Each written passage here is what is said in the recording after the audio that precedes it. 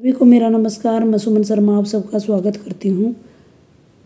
प्रेमचंद उत्तरोत्तर हिंदी उपन्यास यानी प्रेमचंद के उपरांत या बाद के उपन्यासों में एक निश्चित दिशा की ओर अग्रसर नहीं हुए, अपितु बहुत सारी विविध धाराएं अनेक दिशाओं की ओर प्रवाहित हुई। विषय की दृष्टि से हम प्रेमचंद उत्तरोत्तर उपन्यासों का वर्गीकरण निम्न आधार पर कर सकते हैं। सबसे पहला, मनोविश्लेषणवादी उपन्यास, साम्यवादी या प्रगतिवादी उपन्यास, ऐतिहासिक उपन्यास, आंचलिक उपन्यास, प्रयोगवादी व आधुनिक भावबोध के उपन्यास। यदि इस क्रम को ध्यान में दें तो प्रेमचंद उत्तरोत्तर उपन्यासों का वर्गीकरण हम 3 कालखंडों में भी विभाजित कर सकते हैं, क्योंकि 1936 से यह काल खत्म होता है। 1936 से 1950 के उपन्यास, 50 से 60 के उपन्यास और 60 से अब तक के उपन्यास।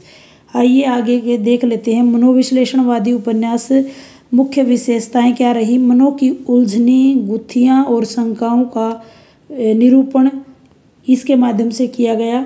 आत्मपीड़ा यानी आत्मपीड़न का मनोवैज्ञानिक चित्रण इसमें है। फ्रायड के सिद्धांतों के आलोक में व्यक्ति के व्यवहार का चित्रण है और मन की कुंठाओं और ग्रंथियों का सुंदर विश्लेषण इसके अंतर्गत किया गया है।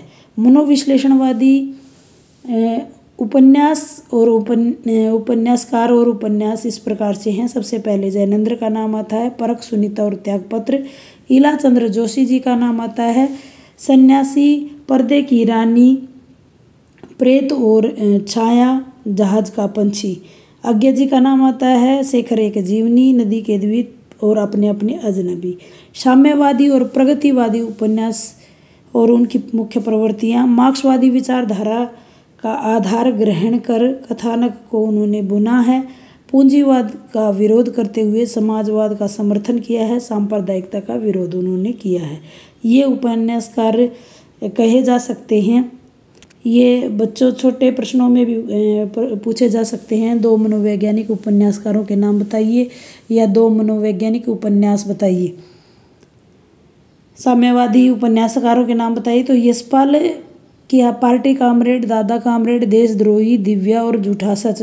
झूठा सच देश विभाजन की समस्या से संबंधित है। भगवती चरण वर्मा जी, चित्रलेखा, भूले बिसरे चित्र, टेढ़े मेढ़े, सभी नचावत राम गोसाई। अमृतलाल नागर, सेठ बाकीमल, अमृत और विषय, बूंद और समुद्र, मानस के हंस, जो कि तुलसीदास के ऊपर की जीवनी के ऊपर लिखा हुआ है, मानस के हंस। अब बात करते हैं ऐतिहासिक उपन्यासों की। इसकी प्रवृत्तियाँ और विशेषताएं इस प्रकार से है। ऐतिहासिक तथ्यों पर आधारित है। इतिहास और कल्पना का समन्वय इनमें देखा जाता है। रोचक उपन्यासों की रचना की गई है। तात्कालीन धार्मिक, राजनीतिक, कला, परिवेश की समग्रता के साथ उभारने का प्रयास किया गया है।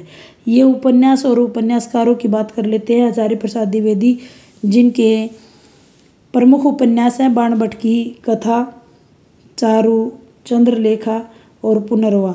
राहुल सांस्कृत्यायन जी, जिनके प्रमुख उपन्यास है सिंह सेना, जय, योद्ध, राघे राघव का मुर्दे का टीला। अब बात कर लेते हैं आंचलिक उपन्यासों की। सबसे पहले प्रवृत्तियों की बात कर लेते हैं। आज़ादी के बाद औद्योगिकरण और महानगरीकरण की प्रक्रिया के तहत विकसित हुई। अपने आंचल विशेष के प्रति विशेष अनुराग और प्रेम इसमें दिखा। आंचल विशेष की समग्र जीवन का चित्रण इसमें था। नायक कोई व्यक्ति न होकर अंचल का नायक होता था। किसी विशेष अंचल का चित्रण कथानक का विषय होता था। उपन्यास और उपन्यासकार फणीश्वर नाथ रेणु, जिनका प्रमुख उपन्यास है मैला आंचल, जिसके का समय 1954 है। प्रति परिकथा, रीतिनाथ की चाची, बल्चनामा और बाबा बटेश्वर नाथ। राघे राघव, कब तक करूं पुकार, राही मासूम रजा, आधा गांव, शिव प्रसाद सिंह, अलग अलग वैतरणी, श्रीलाल शुक्ल का राग दरबारी। प्रयोगवादी उपन्यासकार या आधुनिकता बोध के उपन्यास। प्रवृत्तियाँ और विशेषता इस प्रकार है। औद्योगिकरण, बदलते हुए परिवेश, भ्रष्ट व्यवस्था, महानगरीय जीवन और यांत्रिक सभ्यता के परिणाम स्वरूप अकेलापन, कुंठा, संत्रास और निरर्थकता बोध आदि की भावनाएं प्रबल हुई। यही वर्ण विषय इनके बने।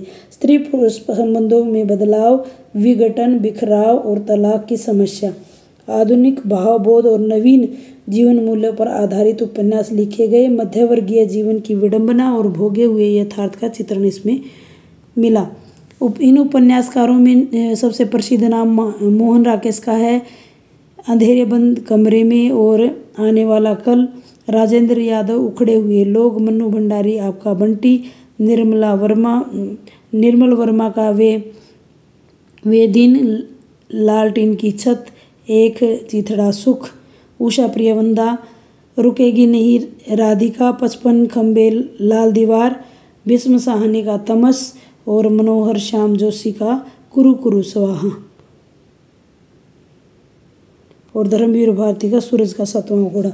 उम्मीद करती हूँ छोटे से वीडियो के माध्यम से आपको सही जानकारी दे पाई होंगी। आप बने रहिए हिंदी साहित्य कुंज के साथ। इसी प्रकार के वीडियो पाने के लिए धन्यवाद।